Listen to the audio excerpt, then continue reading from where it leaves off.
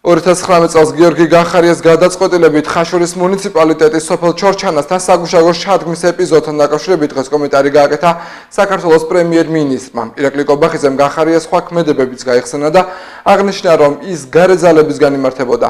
მთავრობის მეთაურმა თქვა ისიც, რომ გახარია თუ მართალია, მის ინტერესში უნდა შედიოდეს საგამოძიებო კომისიის კითხვებზე პასუხის გაცემა. მე ზოგადად მაქვს შაბეშტილება, რომ გახარია გაურბის კითხვებზე პასუხის გაცემას და ამის გამო ითხოვს ის განსხვავებულ ფორმას, ასე ვთქვათ, დიალოგისთვის, თუმცა მე მგონია, რომ სწორედ მის ინტერესებში უნდა იყოს თუ მართალია.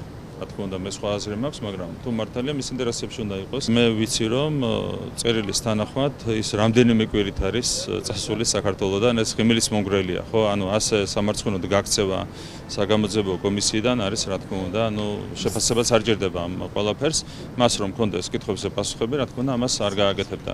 ახლა ჩორჩანას საქმეს აქაც გამოძიება უნდა დასრულდეს, ეს არის საპარლამენტო საგამოძიებო კომისიის საქმე, ეს არის სამართალდამცავი უწყებების საქმე.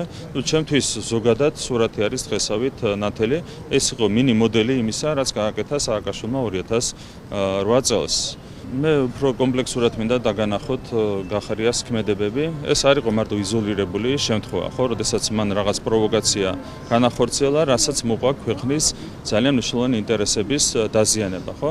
მანამდე იყო იგივე ბასიანის შემთხვევა, მანამდე იყო პანკისის შემთხვევა, უამრავი შემთხვევა, როდესაც გახარია გავდა ნაბიჯებს, რასაც ქვეყნისთვის მოქონდა სერიოზული ზიანი. მე ვერ დავიჯერებ, ასეთი მიამიტი არ ვარ, ვერ დავიჯერებ, რომ ამას გახარია აკეთებდა მხოლოდ სისულელით და არა დაკვეთების და დავალებების შესაბამისად. გახარიას ჰქონდა მარტივი დაკვეთა, განეხორციელებინა პროვოკაციები იმისათვის, რომ ქვეყნის ინტერესები დაეზიანებინა, ეს იყო მისი დავალებები, რასაც ის იღებდა გარედან, ვისგან გასაგებია, ხო, Deep State-ისგან ამ შემთხვევაში.